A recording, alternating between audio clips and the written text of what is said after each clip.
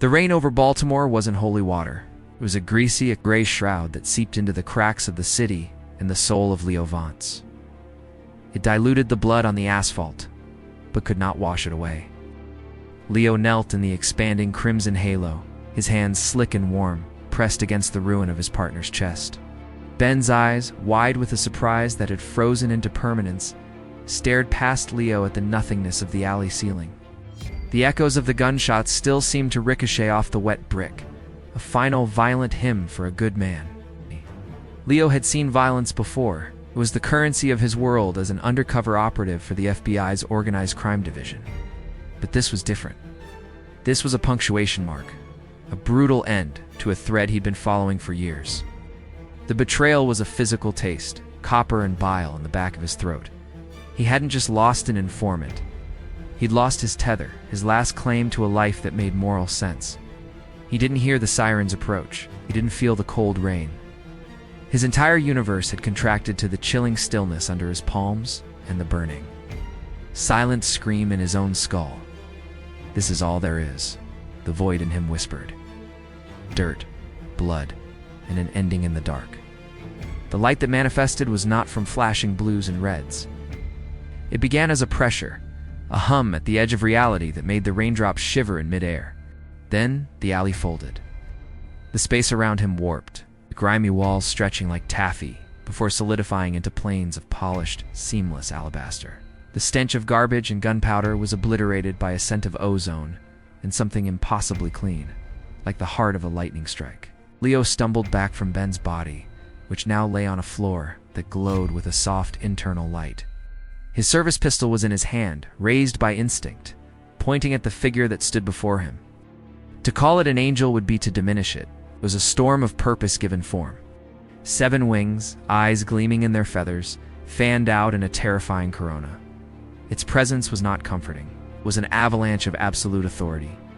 Leo's mind cracked under the sensory overload. He fired. The report was deafening in the sterile space. Bullet struck the center of the being's chest and flattened into a molten disk of lead before falling harmlessly to the floor with a pathetic clink. A sound, like the ringing of 1,000 crystal bells layered with the roar of a hurricane, formed words directly in his mind. Leonidas Vance. Your war has ended. A greater one requires you. Leo could only stare, his weapon now a useless piece of metal.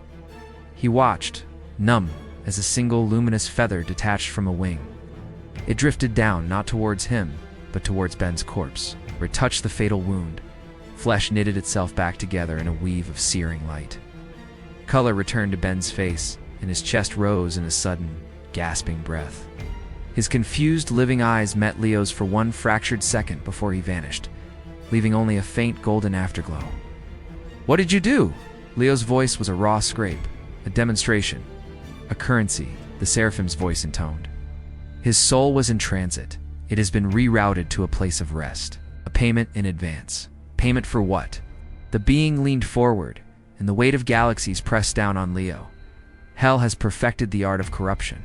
It feeds on betrayal, thrives on the nuanced failures of souls like yours. Heaven's warriors are pure. They shine like beacons in the pit. They cannot walk unnoticed. But a soul already scarred by violence, steeped in deceit, one who knows how to wear a lie as a second skin, such a soul can walk where angels cannot tread. The truth unfolded in Leo's mind, horrific and complete. They didn't want a saint, they wanted a spy. A weapon honed in the gutter, aimed at the heart of the abyss. You are an instrument, Leonidas, chiseled by your own pain. We would wield you. Infiltrate the infernal regime, learn its secrets, its weaknesses. And when the time comes, you will open the gates from within. Leo looked at his hands. They were still stained with Ben's blood, though the body was gone. This was salvation offered not on a cloud, but on a razor's edge. It was a purpose, monstrous and grand, born from the very moment of his absolute defeat. The emptiness inside him yawned wide, and this terrifying proposition rushed in to fill it. He dropped the gun. It clattered on the luminous floor, a final human sound.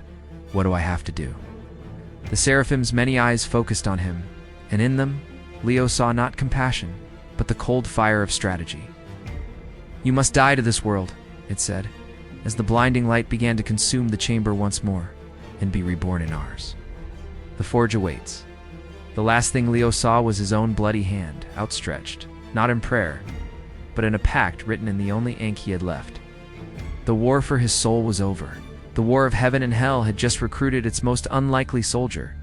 The alabaster chamber offered no comfort, only a sterile, crushing clarity. Leo Vance stood on the luminous floor, the phantom warmth of his partner's blood still on his hands. The seraphim did not move, but its presence shifted. The storm of its being focusing into a blade of pure intent aimed at the core of Leo's fractured soul. The being's voice, a cascade of chimes and low thunder, did not ask. It unfolded realities within Leo's mind. He saw the war, not a myth, not a painting, but a grinding, eternal stalemate etched across the fabric of creation. He witnessed legions of radiant warriors, their forms too perfect, their light too searing, clashing against tides of horrific ingenious malice on the shifting plains of a place called the Empyrean Front. The images were symphonies of violence, golden ichor and black, steaming vita mingling in zero-gravity abysses. Fortresses of hymn and light besieged by siege engines that ran on distilled despair. It was beautiful and terrible, and it was a deadlock. Heaven could not advance.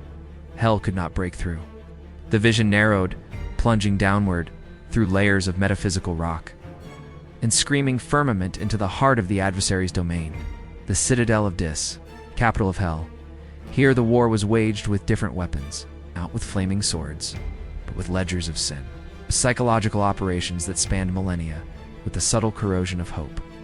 This was the infernal interior, a labyrinth of bureaucracy and brutal power politics, where a different kind of soldier was needed.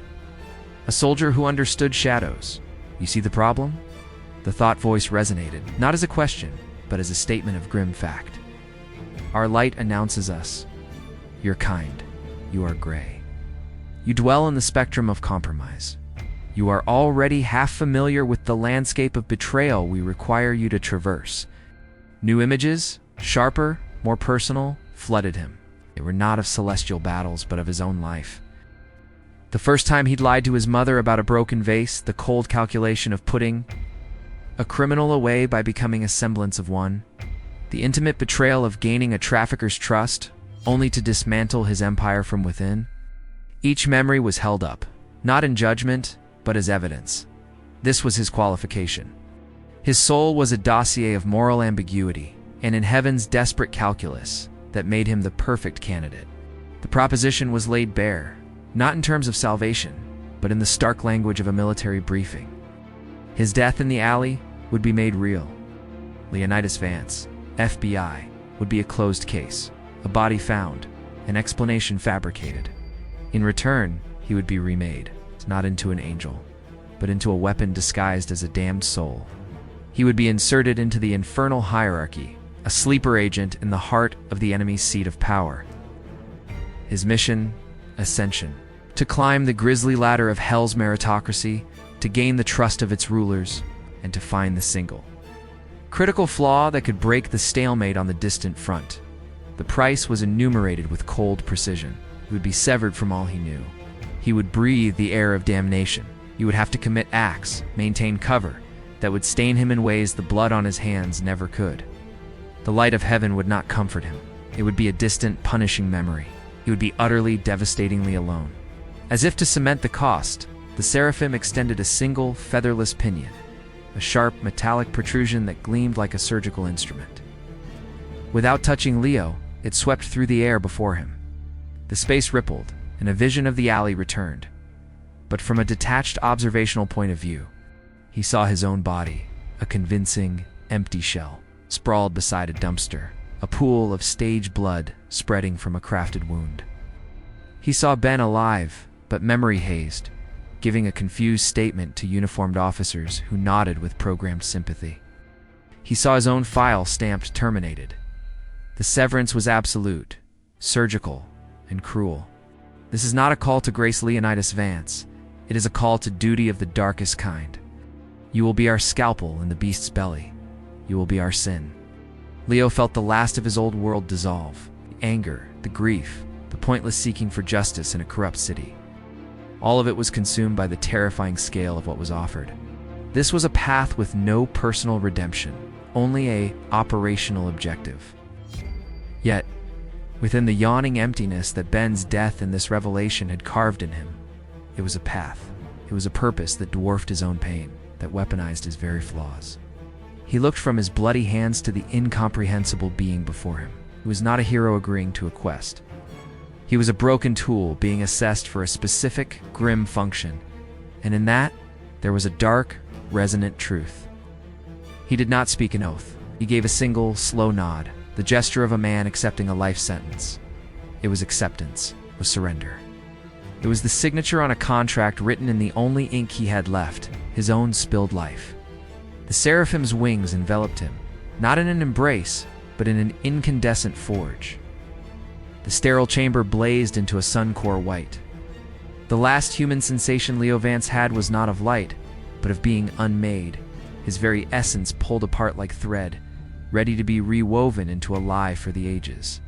The proposition was over. Forging was about to begin. Leo Vance's nod of assent was not the end of a choice, but the beginning of an obliteration. The seraphim's wings, a corona of impossible geometry, did not enfold him. They consumed him. The sterile alabaster chamber vanished, replaced by a dimensionless void of searing, silent white. This was not light as humans understood it. It was a solvent, a purging force that sought not to cleanse but to strip. Agony was too simple a word. This was ontological unraveling. Leo felt the memories that constituted his 42 years of life, the taste of his mother's cooking, the feel of a steering wheel under his palms, the sound of Ben's laugh pulled from him like filaments of nerve from a living spine. Each one did not fade. It was excised in a flash of silent, white-hot pain, leaving a phantom scar in the essence of his soul. He tried to scream, but the concept of breath, of lungs, of a mouth was being dismantled. He was not a man in pain. It was a blueprint being erased. Then came the fire. It erupted from the void, not as flame, but as liquid conviction, a river of holy fury that was the antithesis of everything human. This was the celestial forge. It did not warm, it branded. It poured into the hollowed spaces where his memories had been, scouring with a righteousness that was itself a form of violence. This fire sought weakness, doubt, the soft, compromising clay of mortal frailty. It found plenty. Visions, not memories now, but stark judgments of his life's failures, burned before him. The informant whose cover he'd blown through careless haste, her face dissolving into a rictus of terror, the petty lies that had woven the tapestry of his career. The moment of hesitation in the alley, a fractional second that had cost Ben his life, this was replayed 1,000 times, each loop a new blister on his soul. The celestial fire burned these not away, but into him, etching his sins as a permanent internal record. It was not forgiveness. It was an audit, and the verdict was a permanent searing brand of unworthiness. His physical form, long since dissolved, began to reconstitute under this torment. It was not a rebuilding, but a repurposing. Bones were sheathed not in flesh, but in a metaphysical carapace designed to resonate with infernal frequencies. His nervous system became a latticework to process damnation. His new heart, a cold crystalline pump, was programmed not for compassion, but for the slow, patient rhythm of deceit. Every part of him was remade to be a perfect receiver for the horrors of hell, and a perfect cage to contain the last fragile ember of his mission. The climax of the baptism was not an anointing, but an immunization.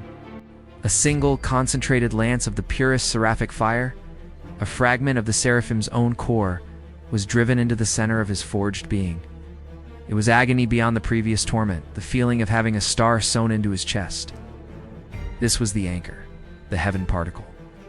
Its light was sheathed in a dozen layers of shielding, its holy resonance muted to a near imperceptible hum. To any infernal scanner, it would be a scar, a benign anomaly. To Leo, it was a source of truth so painful it was paralyzing, a compass needle that would forever point toward a home that would reject the thing he had become. The process ended not with a crescendo, but with a sudden, shocking void.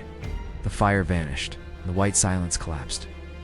Leo found himself on his knees, gasping with a new set of lungs that drew in not air, but the thin, charged ether of the celestial staging ground. He was in a different chamber, smaller, lined with somber gray stone that drank the light. He looked at his hands. They were his hands, yet not. The lines were familiar, but the skin held a faint, sallow undertone, as if already touched by a sickly inner light. He felt heavy, dense, his new form weighing on his spirit like a shroud of lead.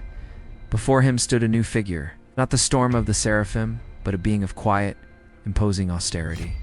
Its wings were two folded like marble slabs, and its face was a smooth, androgynous mask of solemn purpose. This was his handler. In its eyes, Leo saw no pity for his ordeal, only a cold assessment of the tool that had just been tempered. The handler extended a hand. On its palm rested not a weapon, but a small, dark crystal that pulsed with a slow, ugly rhythm. The first lie, the handler's voice echoed, dry as a tomb. Your name is Kalen. You are a mercenary, a trafficker of souls and contraband. You died in a deal gone wrong, betrayed. You arrived in Distri cycles ago. This is your past. Consume it, Leo. Kalen reached for the crystal. As his fingers closed around it, a new wave of agony, different but no less violent, ripped through him.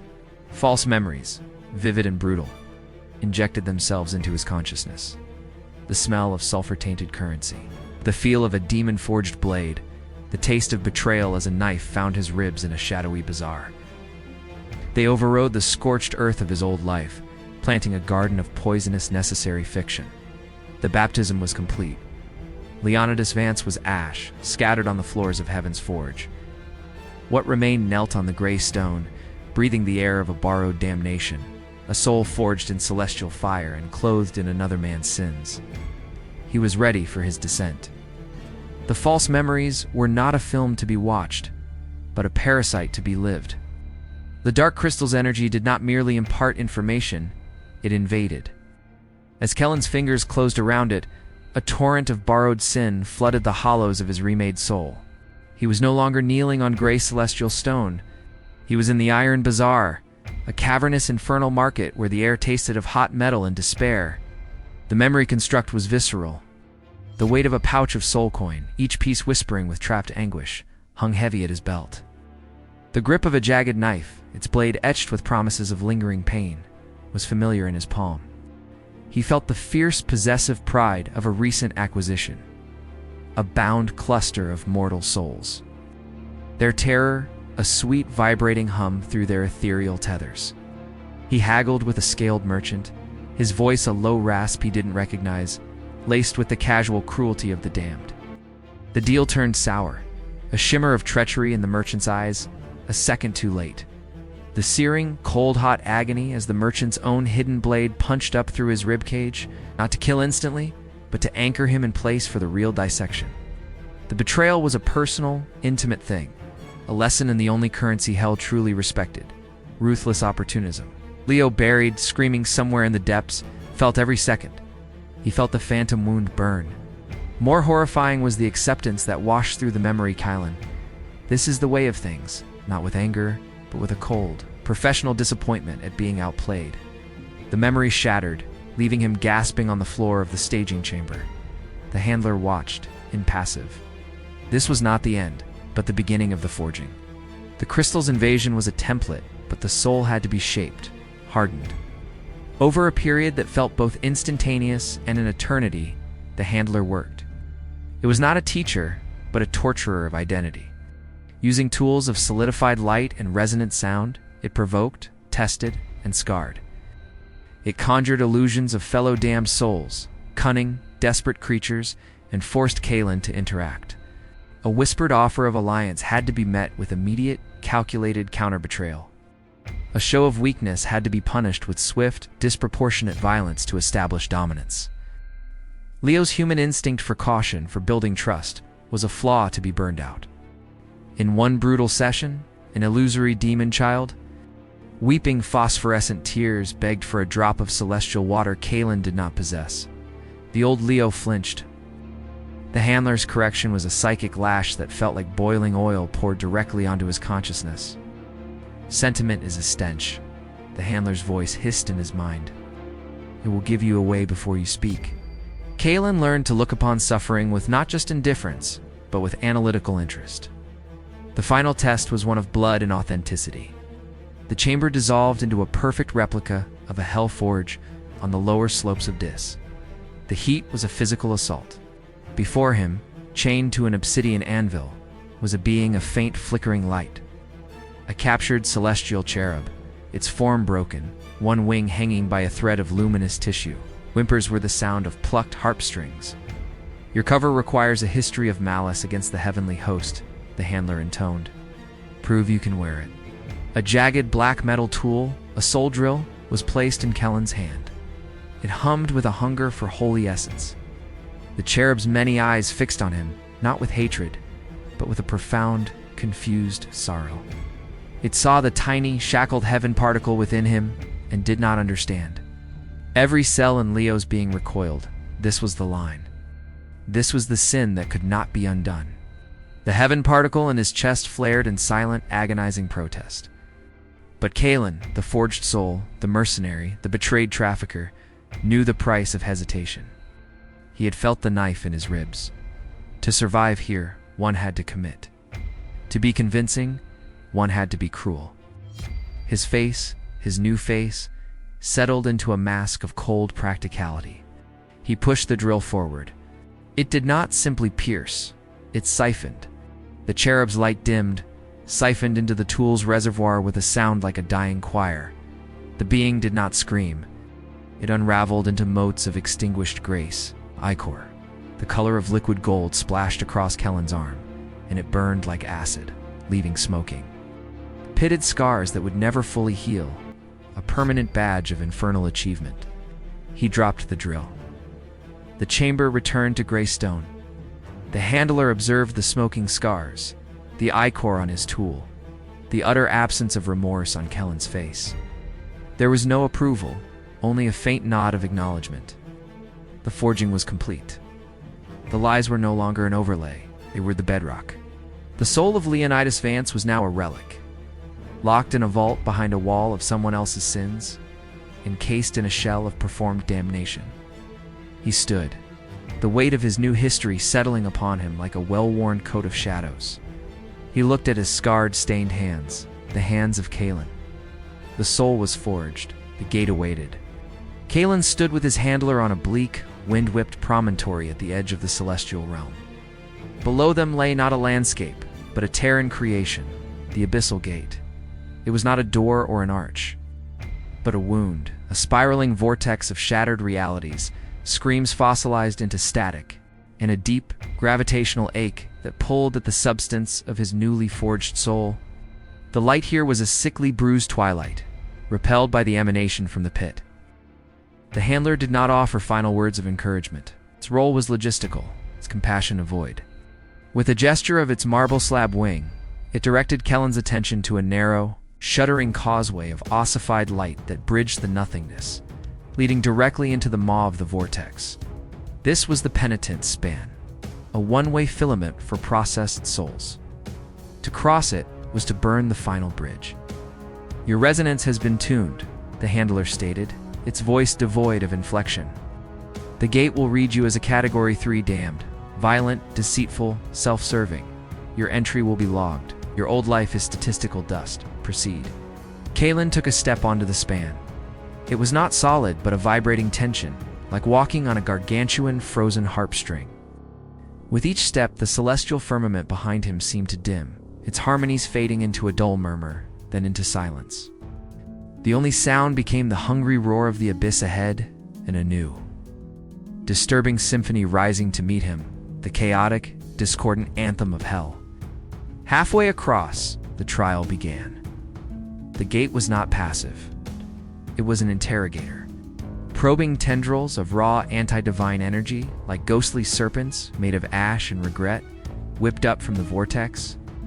They did not seek to bar entry, but to verify damnation. They slithered around his limbs, pressing against the scars left by the cherub's ichor, reading them like braille. They coiled around his throat, tasting the lies of his constructed past. One tendril, sharper than the others, pierced the mental vault, where he kept the memory of Ben's living eyes. It sought a kernel of pure, selfless love, the kind that could not be faked, and was anathema to the realm below. Kalen felt it, a scalding needle in his psyche. He did what the mercenary would do. He did not shy away from the memory. He corrupted it.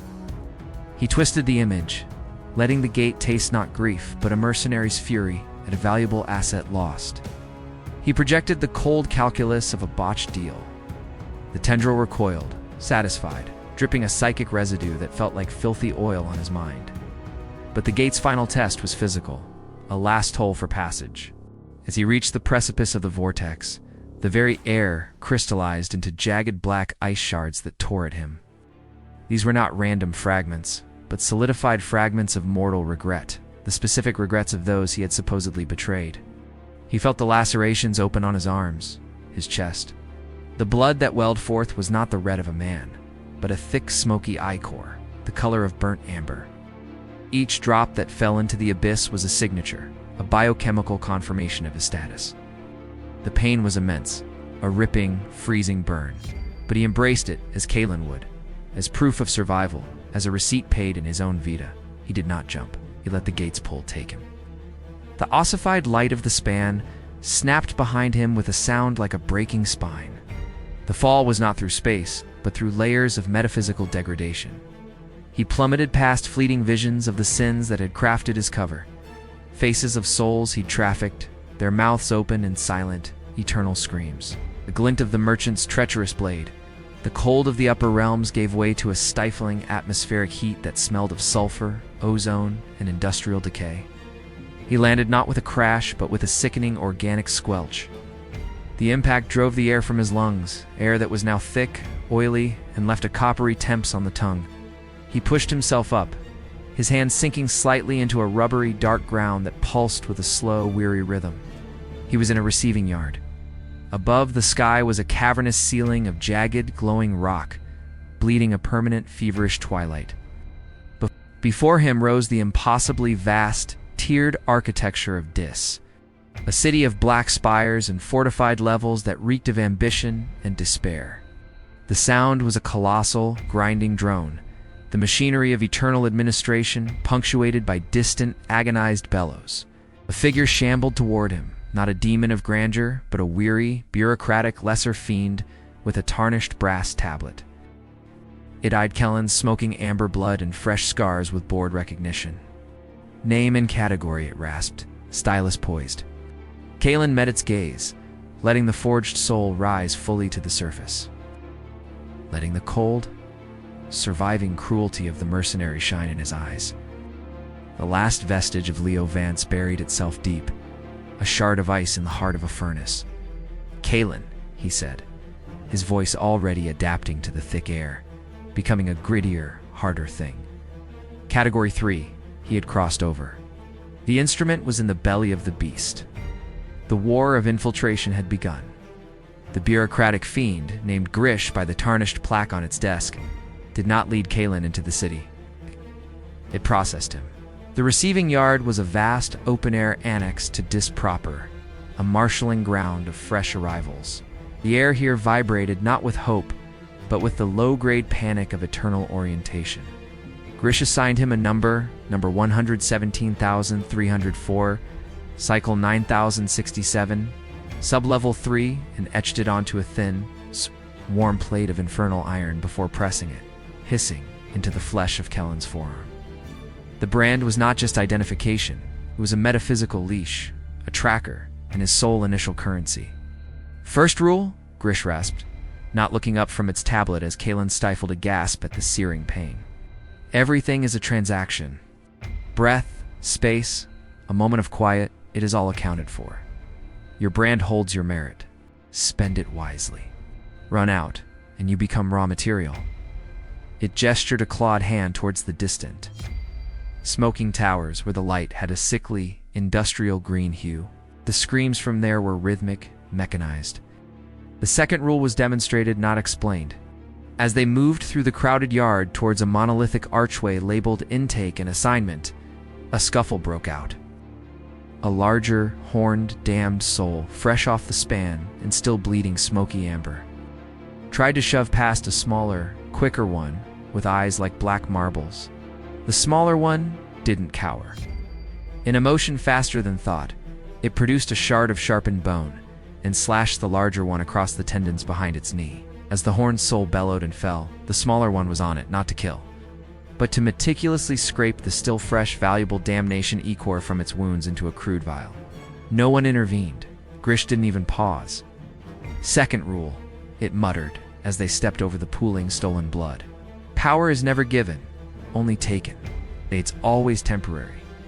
They entered the intake hall, a cavernous space that reeked of ozone, sweat, and something sweetly rotten. Here, the third rule became visceral. New arrivals were funneled into long lines before imposing black lecterns manned by pit magistrates, demons of severe intellectual cruelty. Caitlin watched as a soul pleaded its case, claiming a clerical error in its damnation. The magistrate listened with a bored expression, then nodded to a winged imp. The imp plunged a hooked needle into the pleading soul's chest, extracting not blood, but a glowing strand of memory, the specific moment of betrayal that had damned it. The magistrate consumed the strand like a delicacy. The soul, now hollow-eyed and docile, was stamped verified and shunted away. Third rule, Grish whispered, a note of grim satisfaction in its voice. Your past is not your own. It is evidence. It is sustenance for your betters. Never offer it. Never deny it. It will be taken. Kellen's turn came. The magistrate, a gaunt creature with skin like cracked parchment and eyes that were shifting columns of tiny numerical symbols, scanned the brand on his arm.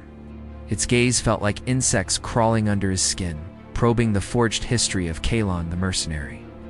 It lingered on the scars from the cherub's ichor.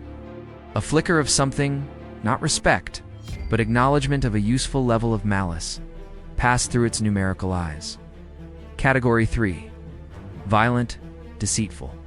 Residual celestial contamination noted and logged as spoils of conflict, it intoned in a voice like grinding gears.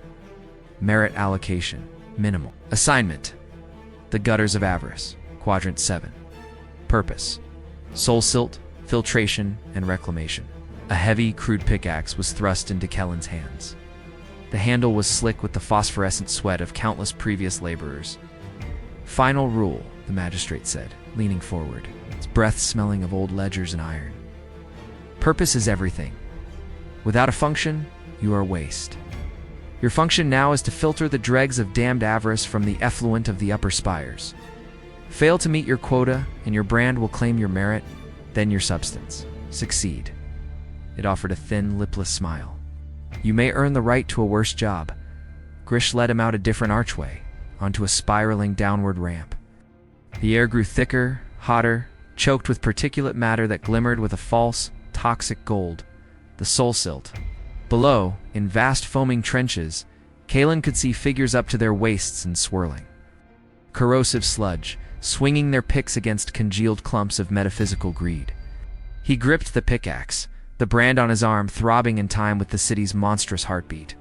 The rules were clear. Transaction, theft, harvested memory, and mandatory grinding purpose. This was the foundation of the infernal society he had to climb. Every swing of the pick, every breath of poisoned air, was a lesson. He was not a spy learning secrets. He was a damned soul learning, in blood and silt, how to survive. The gutters of Avaris were a digestive tract for sin. Kalen waded waist-deep in the soul silt, a bubbling, lukewarm effluent that clung to his new skin like liquid tar. It was studded with hard, glittering nodules, congealed fragments of mortal greed, spite, and broken oaths. His pickaxe rose and fell in a ceaseless, punishing rhythm, cracking the nodules loose for collection by the winged imps who circled overhead like vultures. Each impact sent jolts of psychic feedback up the handle, fleeting visions of stock market crashes fueled by malice, inheritances stolen with a smile, friendships rotted from the inside by envy. His shiftmates were the damned of Category 3, a motley crew of thugs, frauds, and betrayers. They moved with a sullen, efficient brutality, their eyes hollowed by the endless, meaningless labor. Conversation was a transaction of grunts and warnings. A hulking soul named Vorks, with skin like cracked leather, had claimed the slightly shallower, slightly less toxic trench line. He enforced his claim with the thread of his pickaxe handle across the backs of newcomers' knees. For days, measured by the dimming and brightening of the cavern's foul phosphorescent moss, Kalen worked. He kept his head down, his swings mechanical. He let the silt's psychic residue wash over him, using it to further stain the facade of Kalen. He learned the rhythms of petty tyranny, the careful calculus of avoiding Vork's attention, the art of scavenging a slightly larger nodule from a neighbor's unattended pile. He let his face settle into the permanent scowl of the perpetually cheated. Inside, behind the mask, the angelic purpose was a cold, hard diamond. He observed everything: the imp's flight patterns, the periodic arrival of the Meritaliaman, a gaunt demon who scanned brands and siphoned away minute amounts of earned merit as a processing fee, the way the corrosive silt flowed in specific currents, hinting at the vast unseen plumbing of Dis. This was his mission now, not to fight, but to perceive, to map the apathy, the corruption, the tiny fractures in the infernal machine. The test of his purpose came unexpectedly. A new arrival, a young-looking soul, still trembling with the shock of damnation, miswinged. His pickaxe glanced off a nodule and struck the trench wall, dislodging a larger slab of rock that splashed into the silt beside Vork's. The hulking soul turned, its eyes glowing with manufactured fury. "You splash me, worm?" he growled, hefting his own pickaxe. This was more than enforcement. It was sport. The other laborers paused, not in sympathy, but in anticipation of a distraction. The young soul cowered, stammering denials. Kalen saw the moment unfold with crystalline clarity. The angelic purpose analyzed.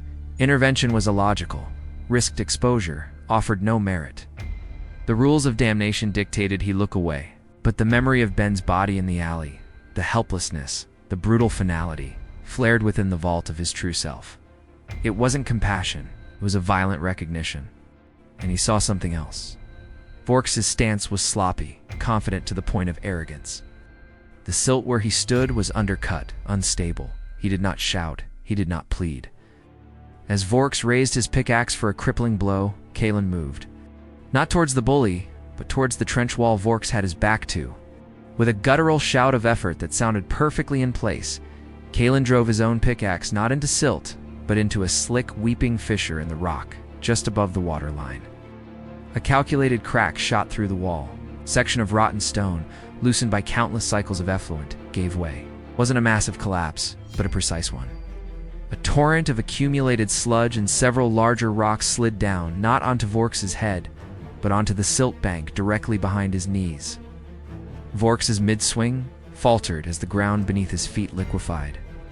With a roar of surprise more than pain, he stumbled backwards, arms pinwheeling, and landed with a colossal splash in the deepest, most toxic part of the trench. The corrosive silt swallowed him up to his neck. He bellowed, thrashing as it began to burn. Silence fell, broken only by Vork's sputtered curses. Every eye was on Kalen. He yanked his pickaxe free, his face a mask of cold, opportunistic satisfaction. He glanced at the cowering newcomer, then at the others. "His trench line is empty," Kalen stated, his voice rough with the pit's air. He then waded over and began harvesting the nodules Vork's had left behind, adding them to his own pile without another word. He had not played the hero. He had played a sharper, more cunning predator. He had used the environment, created a plausible accident, and seized an advantage. It was a move utterly in keeping with the rules of damnation. That night, as the exhausted laborers huddled on their allotted patches of dry rock, the young soul slithered over to him. He didn't offer thanks. Thanks were a vulnerability. He simply placed one of his own, smaller nodules, into Kellen's pile. A transaction. An acknowledgement. Kalen nodded once, accepting the tribute. Inside, the diamond of his purpose gleamed. He had worn a devil's face, calculating, ruthless, self-serving. He had acted with an angel's purpose, preserving a sliver of life, however damned. And in doing so, he had taken his first tentative step up from the gutter. He had not shown mercy, it demonstrated value. And in hell, value was the only coin that mattered. Kellen's calculated landslide in the gutters did not earn him freedom, but a promotion within the machine. His brand was summoned, pulsing with a low-grade imperative, directing him to the Tallymaster's hub in the bureaucracy of Brimstone. The gutters had been visceral, a place of blood and sludge. The hub was a different kind of hell, It was a cavernous, buzzing nexus of polished black stone. It's filled not with the roar of labor, but with the maddening drone of a million overlapping whispers, the scratch of stylus on infernal parchment, and the monotonous clack of abacus beads carved from knuckle bones. Desks stretched into the smoky distance, manned by demons and damned souls with faces permanently etched in expressions of profound, petty frustration. The air was static-charged, thick with the smell of hot ink, burning tallow, and ambition curdled into routine. His reward for demonstrating initiative was reassignment to the Inflow Logistics Directorate, Silt Division, as a junior verification clerk. His new superior was a middle management fiend named Zerk, whose flesh had the color and texture of a drowned mushroom. Zerk's domain was a cubicle carved from petrified ash, piled with scrolls detailing the viscosity, sign density, and point of origin of soul silt from 1,000 different gutters.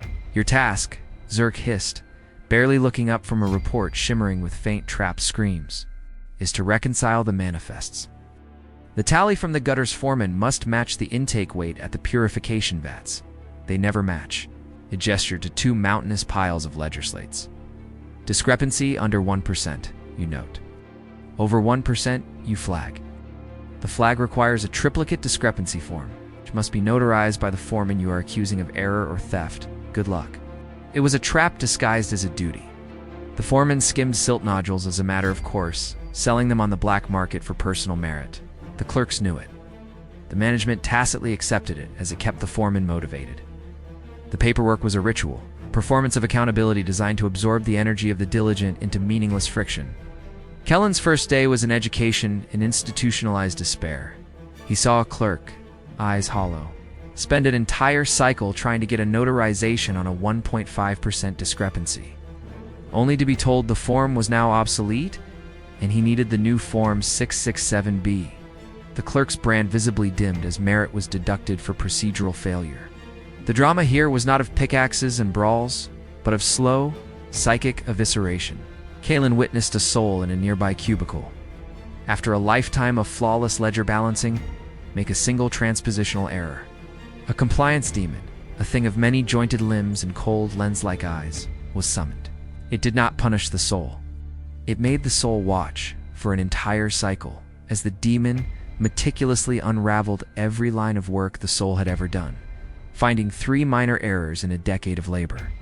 For each, a fine was levied.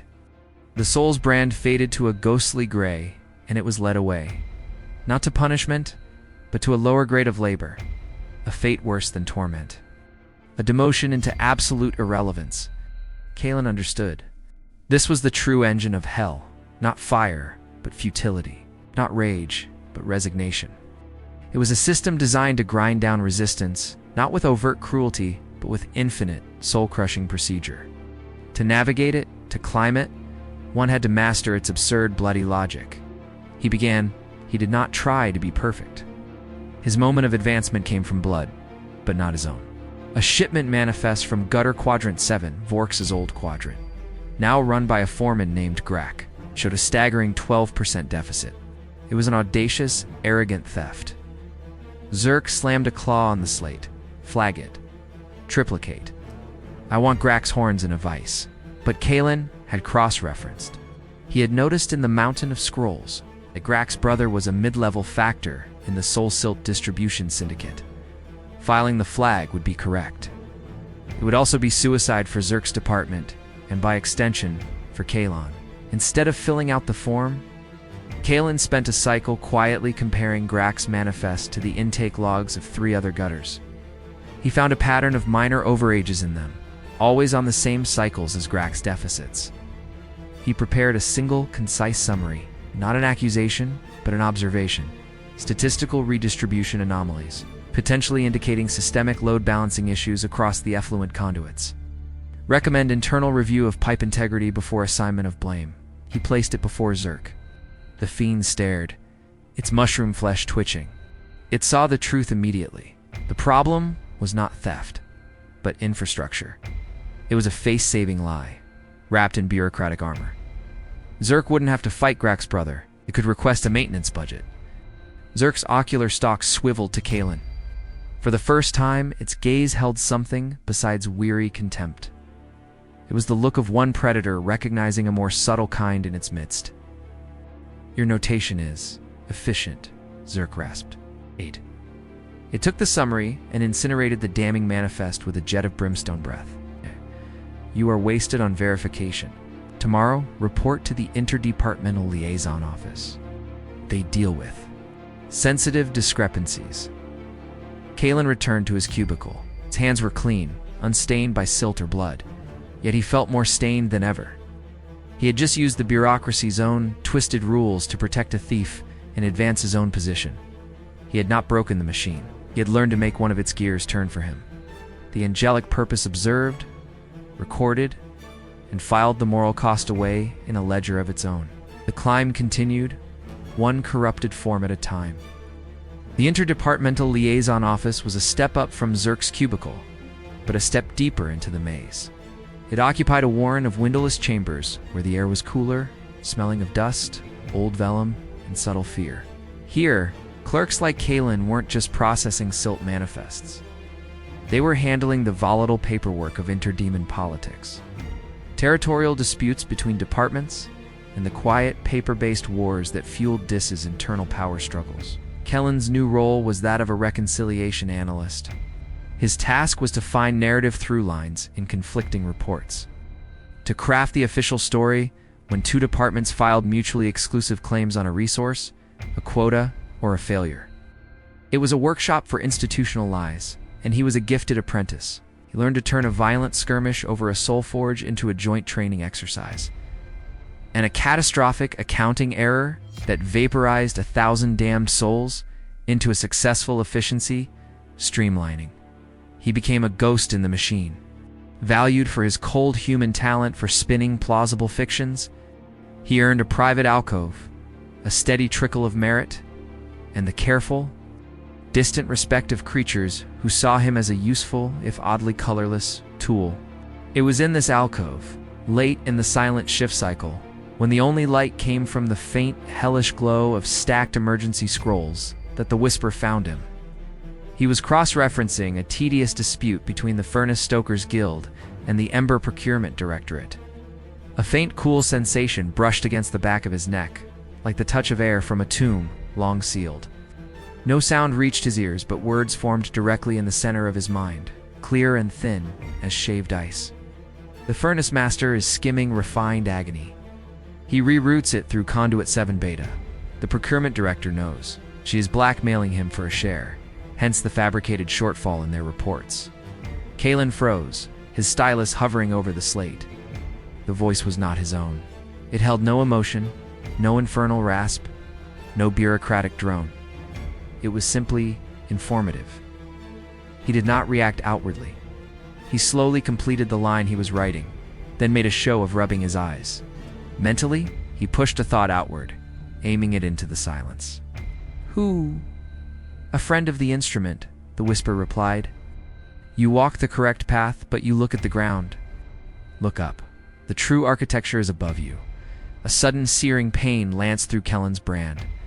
He clutched his forearm, teeth gritted. When the pain subsided, new knowledge was there, seared into his subconscious, a schematic not of pipes or conduits, but of influence. It was a fragment of an org chart of damnation, showing the Furnace Master's line of patronage. His superior was a vice director of Torment Innovation, who reported to a deputy under the Lord of the Third Spire, Valiant, whose rival was the Minister of Soul Reallocation, who was currently in a covert power struggle with the Lord of the Ninth Spire, Lord Asmodeus. The Whisper continued, painting connections with blood and ambition. This petty dispute is a tributary to a greater river of conflict. Asmodeus seeks to undermine the Minister of Reallocation. The furnace is a piece on the board. Your report, if it follows the evidence, will tip the balance. You must not follow it. You must bury it. Make it exonerate both parties. Why? Kalen thought, his mind reeling. To create instability? To create a debt, the Whisper clarified. A favor owed unseen from powers you have just spared a costly fight. This is the currency that matters, not merit. Obligation. Collect them. Be a shadow that solves problems, and the shadows will open for you. the touch faded. The alcove was simply cold and silent once more. For the first time since his forging, Kalen felt a tremor that was not part of his act. This was not heaven's guidance. This was something else, a player within hell itself, with its own agenda, who had somehow pierced his flawless cover and recognized the instrument within. Was it a trap?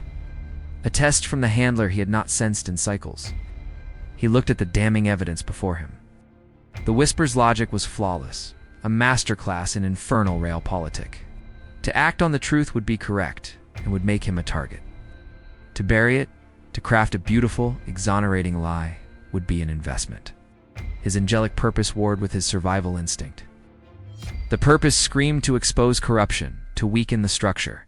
The Whisper and the mercenary Kalon knew that such a move here would be a martyrdom with no strategic value. He picked up his stylus. His hand did not shake. Began to write, not a report of theft and blackmail, but a masterwork of bureaucratic absolution. He cited overlapping jurisdiction, ambiguous precedent, and praised both departments for their proactive quality assurance that had led to a productive internal review. He recommended a joint advisory council to streamline future interactions. It was a document that would make everyone involved breathe a sigh of relieved, wicked satisfaction. It would be filed, forgotten, and would earn him nothing on his official merit tally. But in the shadow architecture of DIS, in the ledger of hidden debts, an entry was made. The instrument had received his first clandestine briefing. He had chosen the path of patient, compromised ascent. And somewhere in the darkness, a being he could not name had offered not a hand, but a map written in blood and secret alliances. The war within the war had just found its spy. The schematic of influence, seared into Kellen's mind by the Whisper, became his true scripture. He navigated the liaison office with a new, chilling focus. Every dispute he reconciled, every conflict he papered over, was now analyzed not for its surface truth, but for its place in the shadow war between the ministerial factions of DIS. He became a connoisseur of hidden grievances and unspoken alliances, his reports subtly strengthening the networks that led toward the ninth spire while appearing models of bland neutrality. The Whisper did not return, but its guidance was implicit in the opportunities that now flowed to him. He was assigned to liaise on more sensitive matters, a dispute over soul allocations to the Forge of Woe, a territorial misunderstanding between the Harbingers of Despair and the Archivists of Regret. Each task was a thread, and he followed them deeper into the tapestry of power. His breakthrough came from a failure, a spectacular, bloody one. A mid-level demon, a director of agonized inspiration, was caught embezzling not merit, but something far more precious, raw. Distilled creativity siphoned from the souls of damned artists. The evidence was incontrovertible, the crime an affront to the entire infernal economy of suffering. The director was publicly unraveled in the atrium of accountability, his essence pulled apart over 7 shrieking cycles for all to see. His department was left in scandalized disarray. Kellen's superiors, panicked by the proximity to such a disgrace, handed him the mess. Clean it up. Make the reports from that department coherent for the last 5 cycles. Find nothing else. It was grunt work, meant to bury him in archives. But Kalen saw the opening. The disgraced director had reported to a vice proxy of the Minister of Soul Reallocation, the very rival of Lord Asmodeus. Working endless silent cycles, Kalen did more than clean. He audited. He traced lines of patronage, expense ledgers, and requisition forms. And he found it not more embezzlement, but a pattern of deliberate obstruction. The director had been quietly stifling projects that required resources from forges under Asmodeus's purview. It was economic sabotage, a bureaucratic dagger aimed at the Ninth Spire's industrial output. This was not a crime hell would punish. It was standard practice, but it was leverage. Kalen prepared the documents. The first, for his superiors, was the requested whitewash, dry, exonerating, and dull. The second was a single, concise slate. It contained no accusation, only a coldly factual timeline of the obstructions, cross-referenced with the affected forges and their production losses. It was a ledger of slight, a bill of damages. He did not file it through channels, using a method he deduced from the Whisper's schematic, a drop point used by couriers of the Ninth Spire. He had the slate delivered anonymously to the office of Moloch, Asmodeus's ruthless, pragmatic chancellor. The reaction was not immediate praise. It was a test. 3 cycles later, Kalen was summoned not to an office, but to a sub-basement transit hub. A hulking, silent fiend with skin like cooled magma gestured him onto a private ore crawler. They descended, leaving the bureaucratic spires for the industrial heartland of Diz. The air grew blisteringly hot, vibrating with the deafening, rhythmic thunder of colossal presses and the screams of souls being shaped into munitions and machinery. He was brought to the edge of the Forge of Leviathan, a vast cavity where a river of molten sin was hammered into siege weaponry by teams of titanic, mindless demons. Standing on an observation platform, silhouetted by the hellish glare, was a demon of severe, elegant cruelty. This was Moloch. His form was lean, clad in an administrator's severe robes, but his eyes held the cold fire of a star about to go nova. Without preamble, Moloch spoke, his voice cutting through the industrial din like a scalpel. Your document was precise. It confirmed a nuisance. Why root it to me? Kalen, letting Kalen the mercenary speak, met that gaze. A blockage in one pipe affects the pressure in all. I identified a blockage. It seemed relevant to the interests of the 9th Spire. He offered no flattery, no plea for favor. Moloch studied him, then gave a minute, almost imperceptible nod. Lord Asmodeus values efficiency. He disdains waste. The petty feuds of lesser ministers are a waste of energy. Energy better spent on the war effort. He gestured to the forge below, where a vast, barbed shell was being quenched in a vat of liquid torment. Everything here serves the front. Everything. Those who impede the supply to the front are traitors to Dis itself. He turned fully to Kalen. You have a talent for seeing blockages? For unclogging pipes without making a mess? My lord has need of such talent, a project. A sensitive realignment of resource flow from the lower spires. There are obstructions, sentimental obstructions. It must be cleared. Cleanly, the assignment was clear. The target was not a person, but a policy. A policy protected by Asmodeus's rivals. It was a scalpel job, requiring bureaucratic assassination, the strategic ruin of careers, the silent rerouting of damnation. Kalen understood. He was being recruited not as a foot soldier, but as a political operative. The ultimate target of all this intrigue, the pinnacle he was now being pushed to undermine, was the power block opposing Lord Asmodeus. To reach the heart of Hell's war machine, he had to make himself indispensable to one of its most powerful and ruthless architects. He bowed his head, not in submission, but in professional acceptance. I will assess the obstructions. Moloch smiled, a thin crack in a stone face. See that you do. The 9th Spire remembers its friends. It has very long, very sharp memories for its enemies. As the ore crawler carried him back up into the smog, Kalen felt the gravity of his mission shift. He was no longer just infiltrating Hell. He was climbing its ladder, and the rung he now grasped was slick with the blood of its own political casualties. The target was no longer an abstraction. It was a Lord of Hell, and the path to him was paved with the shattered careers and unmade souls of anyone who stood in Asmodeus's way. Moloch's project was a masterpiece of infernal engineering disguised as bureaucratic reform. The sentimental obstructions were a series of ancient, inefficient soul forges in the lower spires, protected by tradition and the patronage of Asmodeus's rivals. Their output was meager, their methods wasteful. But they provided a sense of continuity and petty fiefdoms for a host of minor lords. Clearing them meant not demolition, but a meticulously orchestrated collapse of political support.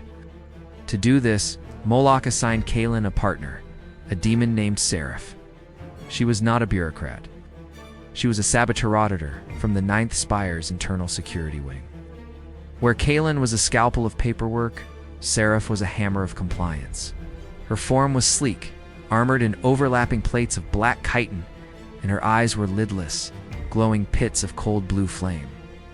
She spoke rarely, and when she did, it was in statements of brutal fact. Their first target was the Forge of Echoing Lament, run by a venerable demon lord named Kothvar, who prized the artisanal quality of his suffering over quotas. Serif's method was direct. She invaded the forge, not with soldiers, but with a swarm of accountant imps bearing resonance scanners and efficiency metrics. They measured thermal leakage, sign conversion ratios, and soul attrition rates. The numbers were damning. Kothfer, a beast of pride and muscle, confronted them on his foundry floor. "You bring abacuses to a forge?" My lamentations powered the personal arms of dukes. Seraph did not argue. She activated a device on her wrist. A holographic schematic appeared, overlaying the forge. It displayed in pulsing red the catastrophic energy waste. Then, with a click, it switched to a view of the Empyrean front, highlighting a celestial bastion that had recently repelled an assault. Analysis indicates a 15% increase in defensive him shielding at Bastion Seraphil, she stated, her voice metallic. Correlation models suggest a feedstock deficiency and high-grade anguish munitions from this sector. Your artisanal quality is a measurable deficit in the war effort, Kothfer snarled, summoning forged demons with hammers of blazing iron. Kalen stepped forward then, not with a weapon, but with a slate. "Lord Kothfer, the numbers are one thing, but the ninth spire is prepared to be understanding, a voluntary consolidation. Your expertise overseeing a modern facility, a title, your lineage honored, not erased." It was a lie, a graceful exit crafted from air. Kellen's role was to offer the face-saving fiction, the alternative to Seraph's devastating truth. Kothfer looked from the damning hologram to Kellen's placid offering face. The fight left him, replaced by a bitter, calculating weariness. He took the offer. Within a cycle, his forge was being gutted for parts. This became their rhythm. Seraph would shatter the reality of their targets with indisputable, violent metrics. Once by releasing a contained burst of efficiency aura that made every lazy demon in a paperwork hall scream as their indolence became physical pain. Kalen would then move in, negotiating the surrender, finding the leverage, crafting the narrative that turned a rout into an orderly transition. The work was dangerous. A forge lord in the second spire, backed by the Minister of Reallocation's faction, set a trap. Invited to a compliance review, Kalen and Seraph were ambushed in a sealed archive. Attackers were not warriors, but soulbinders, wielding hooks that sought to tear the very substance of their beings into confetti. Seraph moved like lightning, her chitinous plates deflecting hooks, her hands terminating in blades of solidified void that severed ethereal tethers. But they were overwhelmed. A hook caught Kalen in the shoulder, not biting flesh, but snagging the identity of Kalen, the mercenary, threatening to unravel it. Agony of a different kind, the terror of exposure, flared. Seraph didn't try to pull the hook free. She followed its line to the binder and severed the demon's head with a single, precise stroke. Black blood sprayed across ancient scrolls. As the binder died, the hook dissipated. She then turned her back to Kalen, guarding his vulnerable moment of reconstitution as she systematically dismantled the remaining attackers. It was not protective, it was tactical. He was the talker, the planner. She was the weapon. Each had a function. After, in the silence of the carnage, Kalen, trembling with the aftershock of near unraveling, looked at the demonic blood mixing with his own smoky ichor on the floor. "You didn't need to do that," he grunted. Seraph cleaned her blade on a shredded scroll. "Your utility is currently higher than mine in this phase. Losing you would be inefficient." She looked at him, her blue flame eyes flickering. "You fight with lies. I fight with force. Both are tools. The hammer does not resent the chisel." It was the closest thing to respect he would get. In the weeks that followed, a bond formed, not of friendship, but of absolute, professional reliance. They learned each other's rhythms. He knew when her silence meant analysis, and when it meant imminent violence. She learned when his calm offers were genuine exits, and when they were verbal snares. They communicated in glances, in the positioning of a body. One night, in a temporary bunker near a freshly consolidated solar Fenari, Seraph broke a longer silence. She spoke of the front, not with patriotism, but with the cold appreciation of a technician. The angels hold the line with faith, we break it with calculus. Asmodeus understands this, the old lords. They cling to glory. Glory is a variable, it cannot be plotted on a graph. Kalen understood then. Seraph was a true believer, not in evil, but in a horrific, logical perfection. Hell, to her, was a flawed machine that Asmodeus was trying to optimize. Her loyalty was to the principle of victory, and she saw in Asmodeus its best instrument. He, the celestial spy, and she, the infernal idealist, were forging a bond in the hellfire of shared purpose and spilled blood. It was a bond he would inevitably have to betray. That knowledge sat between them, another unspoken truth in their silent partnership. The instrument was being tempered, and in the process, it was learning to care for the very metal that would one day have to break. The success of their campaign solidified Kaelin and Seraph as a unit within Moloch's apparatus. They were granted a semi-permanent outpost, a secure, vault-like chamber carved into the bedrock beneath the Ninth Spire's logistics hub.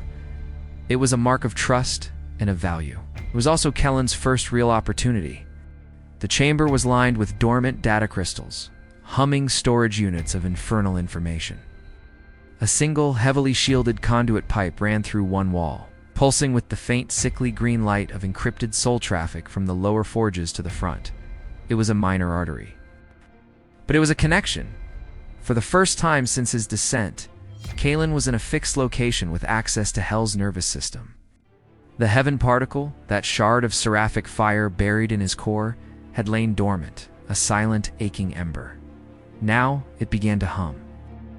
Not loudly, a vibration so faint it felt like a memory of a tremor. It was a resonance, seeking a harmonic. His celestial handlers had promised a way to communicate, but the method had been a blank in his forged mind. Now, in proximity to the raw, flowing energy of damnation, the particle reacted. It was a lighthouse sensing a specific wavelength of darkness. He understood. The transmission wouldn't be a voice or a beam of light. It would be a structured void. A packet of encrypted silence sent by bleeding a minute amount of the particle's energy directly into the infernal conduit. The hellish energy would act as a carrier wave, masking the celestial signal in its own noise. It was incredibly dangerous. Any spike, any anomaly in the conduit's flow, could trigger spectral alarms. The particle's emission would also be a tiny, permanent loss, a dimming of his one link to home. He waited for his moment. Seraph was called away for a debriefing with Moloch, a meeting that would last several cycles. The vault was his. The rhythmic pulse of the conduit was the only sound. Kaelin approached the pipe. The hum of the heaven particle grew from a vibration to a deep, resonant ache in his chest, a physical yearning. He placed his branded hand against the warm, ossified surface of the conduit. With an effort of will that felt like tearing a piece of his own soul loose, he focused on the particle. He did not push energy out. He allowed a single, razor-thin tendril of its essence to unravel, to bleed from the core of his being, through the channels of his forged body, and into the conduit through the contact of his palm. The pain was exquisite. It was not the burning of hell, but the searing cold of absolute purity meeting absolute corruption. His hands smoked, the flesh blistering with patterns of frost and burn.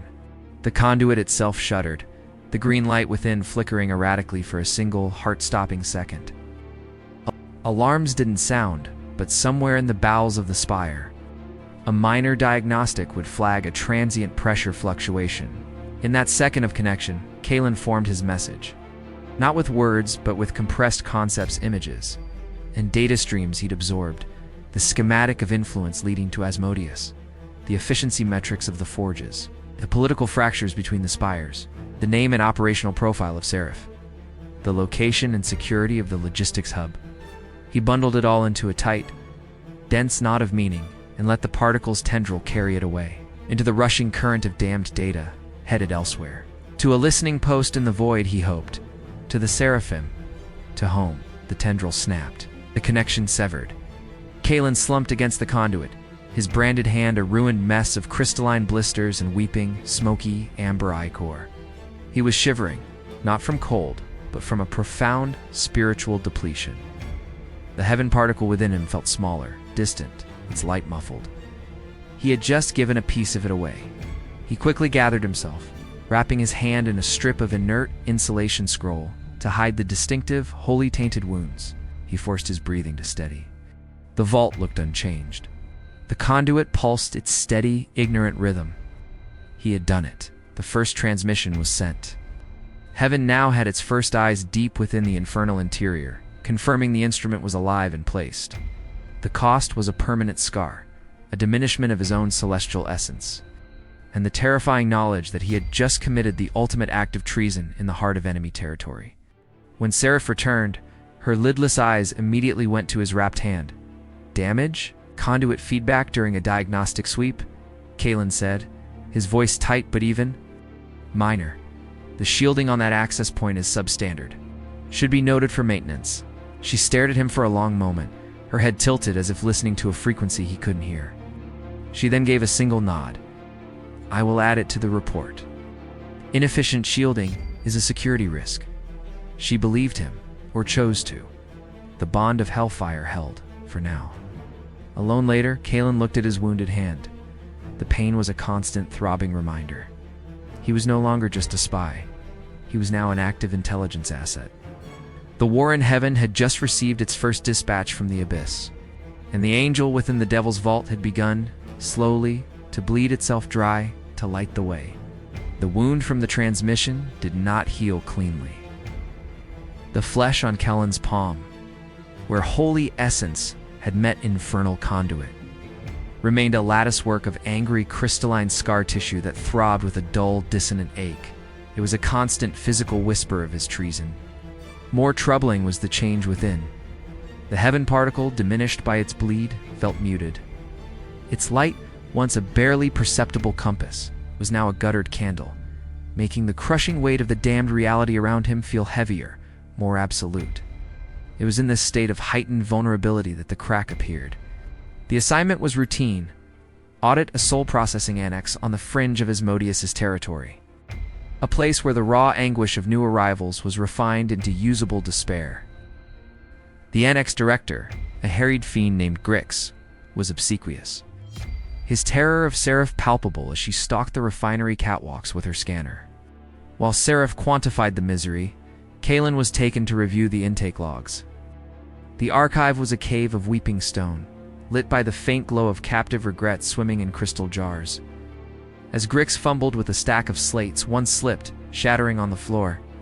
The released regret, a dense pearl-like orb of pure mortal sorrow, rolled to a stop at Kellen's feet. He looked down. The orb did not show him a generic memory. It showed Ben. Not Ben in the alley, but Ben alive. A memory from a fishing trip years prior, one Leo had forgotten. Ben laughing under a summer sun, struggling with a tangled line, a moment of uncomplicated human joy. The memory was not Ben's own regret, it was Leo's. It was his sorrow for a lost friend, a shard of his own pre-damned soul, somehow crystallized and catalogued here in the belly of hell. The shock was an ice pick to the temple. His meticulously maintained facade of Kalen, the cold, calculating mercenary, slipped. For a fraction of a second, his breath hitched. The mask of detached cruelty faltered, and raw human grief flashed in his eyes. He didn't reach for the memory, but he couldn't look away. Grix, scrambling to clean the mess, noticed the hesitation. The fiend's obsequiousness froze, replaced by a flicker of sharp analytical curiosity. He saw Kalen not as a terrifying auditor, but as a soul caught off guard by a specific personal anguish. In hell, such specificity was a weapon. "Ah, a potent one," Grix hissed, scooping the regret pearl into a vial before its vision faded. "Resonates with the newly processed. Sometimes they carry fragments, like burrs." His eyes suddenly shrewd, lingered on Kellen's face, then dropped to the branded, scarred hand. "Your injury? It resonates oddly. Not like conduit feedback. More like a contradiction." Kalen forced the mask back into place, his expression flattening into one of impatient contempt. "My resonance is none of your concern, Director. Your concern is your 12% deficit in refined despair. Explain it." He steered the conversation back to the audit, his tone brutal and efficient. But the damage was done. A seed of suspicion was planted. Grix's subsequent answers were too perfect, his compliance too swift. He was hiding something bigger than a quota shortfall. And now he had a potential distraction. A curiosity about the Ninth Spire's auditor with the odd scar and the flicker of human pain. The audit concluded without further incident, but the atmosphere had changed. As they left, Seraph was silent, her blue flame gaze fixed ahead. Only when they were back in the ore crawler, plunging into the subterranean dark, did she speak. "Grix is lying. The deficit is intentional. He is diverting high-grade despair to an unlicensed outlet. She stated it as fact. Then, after a heavy pause, she added, "Your performance was adequate, but your focus wavered in the archive." Kellen's blood ran colder than the void. The regrets bill was disorienting. The resonance was unexpectedly sharp. Seraph turned her head slowly towards him. The hellfire in her eyes seemed to burn a little brighter, a little more interrogating. Disorientation is a luxury, a vulnerability. You have not been vulnerable before. She wasn't accusing him of being a spy. She was accusing him of developing a flaw, and in the ninth spire's calculus, a flaw was often worse.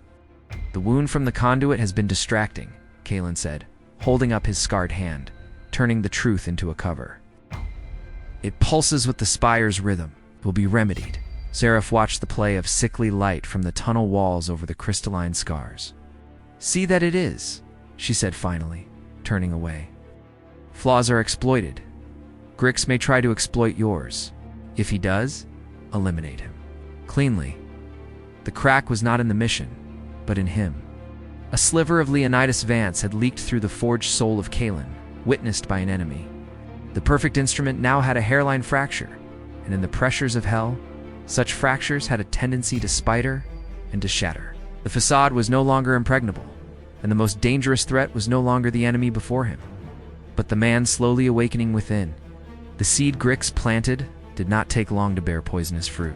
A summons arrived, not from Moloch, but from the Office of Internal Cohesion, a blandly named but feared department that policed loyalty within Asmodeus's own domain.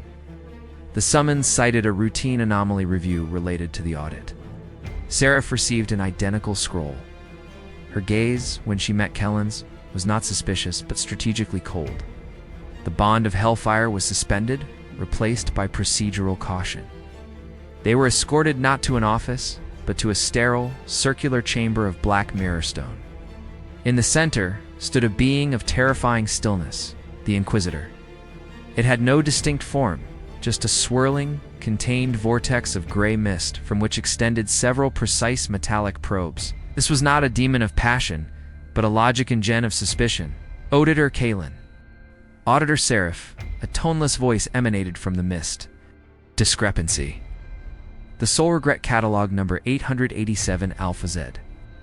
Handled during your audit of Annex 7, was logged as neutralized upon spillage. Security resonance logs from the Annex show a secondary faint spiritual imprint on the artifact post-spillage. An imprint matching Auditor Kellen's brand frequency. It was a trap within a trap. Grix hadn't just noticed Kellen's moment of weakness. He had instrumentally recorded it. He had turned Kellen's personal contamination of the regret pearl into forensic evidence. The Inquisitor continued. Such resonance adherence is atypical. It suggests either a profound, undisclosed trauma, a security vulnerability, or an attempt to interface with or recover the memory fragment. Explain. Seraph spoke first, her voice ablaze. The artifact shattered. Proximity contamination is within established parameters. Director Grix's logs are likely in error, covering his own deficit.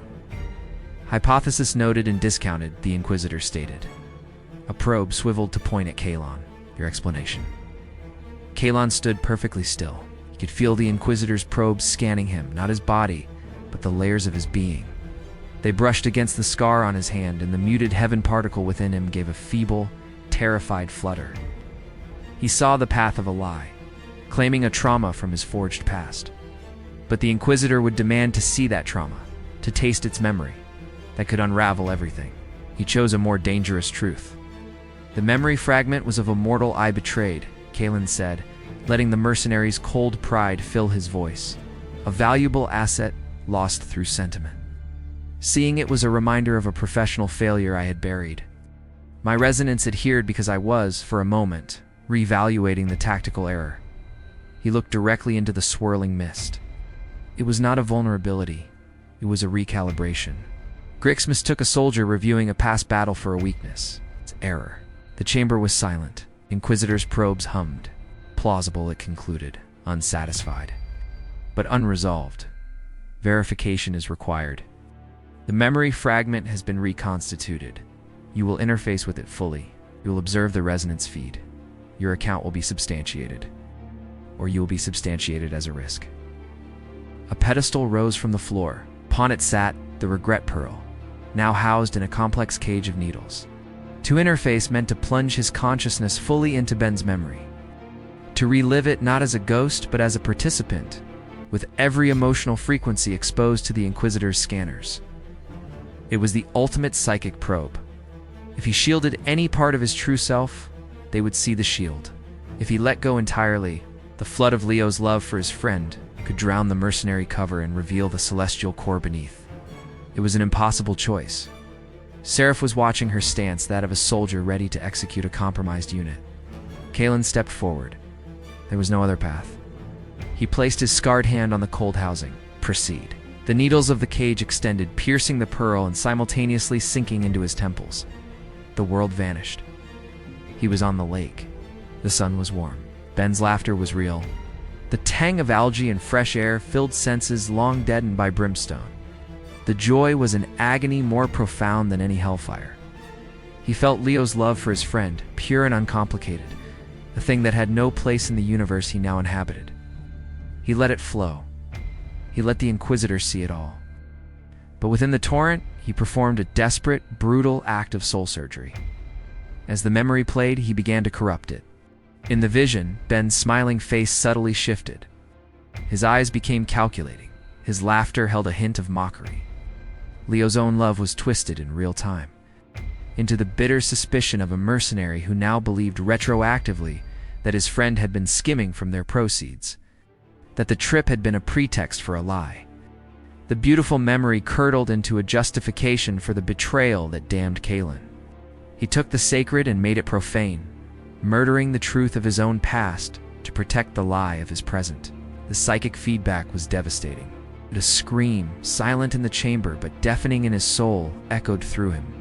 He felt something tear, not his cover, but the last untouched remnant of Leonidas Vance. The price of the soul was this. To save the mission, he had to willingly damn his own most precious memory. The needles retracted. He collapsed to his knees, smoky ichor leaking from his nose and the corners of his eyes. The Inquisitor's probes retracted. Analysis complete, the toneless voice announced. The resonance narrative is consistent with a tactical recalibration of a past betrayal. No anomalous celestial frequencies detected. Auditor Kalen is cleared. Director Grix's report is flagged as malicious misdirection. Seraph moved. She didn't help Kalen up. She simply stood over him as the Inquisitor dissolved. Her blue flame eyes looked down at him, and in them, he saw something new. Not suspicion, but a kind of grim recognition. She had seen the sheer brutal will it took to do what he had just done. The flaws corrected, she stated. It was not a question. Kalen wiped the ichor from his face, the memory of Ben's true smile forever replaced by a liar's grin in the gallery of his mind. He had paid for his crack in the facade. He had paid with the last intact piece of the soul he'd been sent to save. Yes, he said, his voice hollow as a crypt. It is corrected. The instrument was intact. The man inside was now another ghost, haunting the machinery of his own damnation. The hollow victory in the Inquisitor's chamber changed Kalen. The ember of his soul was ash. Only the machinery of the mission remained, cold, precise, and utterly relentless. He and Seraph operated with a terrifying silent synergy, dismantling the remaining old forges. He no longer crafted elegant exits, he delivered verdicts. She no longer just measured. She executed compliance with a finality that left no room for appeal. They were the perfect instrument of the Ninth Spire's will, and their reward was access. They were summoned to the lower galleries of Asmodeus's personal citadel, the Spire's black heart. The citadel was not a place of flame and shrieks, but of terrible, ordered silence. The walls drank sound and light. The air was thin, charged with the static of absolute power. They were brought to a strategic sanctum, vast chamber where one entire wall was a living map of the Empyrean front. A seething, three-dimensional tapestry of light and shadow showing the eternal stalemate in real time. And there, before the map, stood Lord Asmodeus. He was not a giant, but his presence displaced reality. Clad in armor that seemed forged from condensed heresy, he was beauty and atrocity fused. His eyes held the patience of geological ages and the chilling focus of a scalpel. He did not acknowledge them at first, speaking in a voice like a landslide heard through stone to his gathered generals and logisticians. The salient at Bastion Seraphiel remains. Our assaults are precise, but their hymns are adaptive. We require a distortion, not of force, but of faith. A crack in their chorus from within. Moloch, standing at his lord's elbow, gestured with a claw. The project is ready, my lord. The focused despair, harvested from the consolidated forges, has been refined into a new munition. A psychological payload. It requires a delivery vector behind the angelic lines. Asmodeus's gaze at last swept over Seraph and Kalen. It felt less like being seen and more like being inventoried. The auditors, the efficient ones. His eyes lingered on Kalen. You understand systems? You understand how to make a small flaw unravel a greater whole? This is the same principle applied on a celestial scale. He was giving them their final, damnable promotion. They were to oversee the deployment, not from a distance, but from the forward command post, ensuring the payload, a canister containing the distilled, screaming essence of a million shattered hopes, was integrated into a stealth-aspected hellship and launched at the Bastion's heart. It was a war crime of metaphysical dimensions, an act that would not kill angels, but unravel their grace from the inside out, turning their holy fortress into a nursery of doubt. This was the moment, the culmination of his infiltration. He was being handed the plans for a decisive infernal offensive. The transmission point in the vault was too slow, too weak. He had to get this to heaven, and there was only one way. As the meeting dispersed, Kalen found a moment of isolation in a Citadel antechamber. He focused on the Goddard heaven particle, on the last frayed connection to his creators. He poured every shred of will, every stolen datum about the payload, the ship, the launch vector, into a final, desperate burst signal. It was not a careful bleed this time, but a shriek, a violent, self-immolating pulse of celestial truth ripped from his core and blasted into the Citadel's very stones. Hoping the sheer psychic shockwave would carry through the ether, the particle shattered. The backlash was cataclysmic. Agony, white and absolute, exploded through him. He collapsed against the black wall, his forged body seizing. Blood, true, red human blood, the last vestige of Leo Vance, burst from his eyes and mouth, mingling with the smoky ichor. The scar on his hand blazed like a brand. He had torn out his own anchor. The sky of his soul was falling. Alarms didn't sound. Citadel's wards absorbed the internal burst, but Sarah found him. She knelt, her chitinous fingers gripping his jaw, turning his bleeding face towards hers. Her lidless eyes scanned the impossible red blood, the fading holy light in his pupils that no infernal being should possess. She saw it all. The truth laid bare in the wreckage of his act. He expected the void blade through his heart. He welcomed it. It did not come. Instead, her grip tightened, not in fury, but in a desperate, furious intensity. The whisper from the shadows, her whisper, he realized with staggering clarity, filled his mind one final time. The shipment, the payload. It is a decoy. The true target is the Seraphim gates. The distraction is everything. You have just warned them of the wrong attack. She had been his unseen guide, a rebel within hell's own ranks. Her belief in efficiency was not for Asmodeus, but for a future she thought she could salvage from the ash, and he had just compromised them both. The war is a machine, she hissed aloud, her voice raw with a truth she could never speak again. And we are shattered gears. She hauled him to his feet, shoving him towards a service conduit. Go. They will trace the burst. They will come. Seraph, the instrument is broken. The war continues. Go. He stumbled into the dark conduit as the sanctum doors exploded inwards. Not with fire, but with the silent, hungry presence of the inquisitorial mist. He heard the first sharp sounds of conflict, the shriek of void blades meeting probes, the wet tear of chitin. He did not look back. He ran bleeding truth and betrayal through the bowels of the spire. Above, the living map of the front, he knew the sky would soon begin to fall. Not with the hellish payload he'd betrayed, But with the true hidden blade, his sacrifice had failed to reveal. He had given his soul, murdered his past, and shattered his purpose. And it might not have been enough. The war of heaven and hell would now be decided, and the broken instrument was just another piece of falling debris, cast out from both sides, tumbling into the void between them.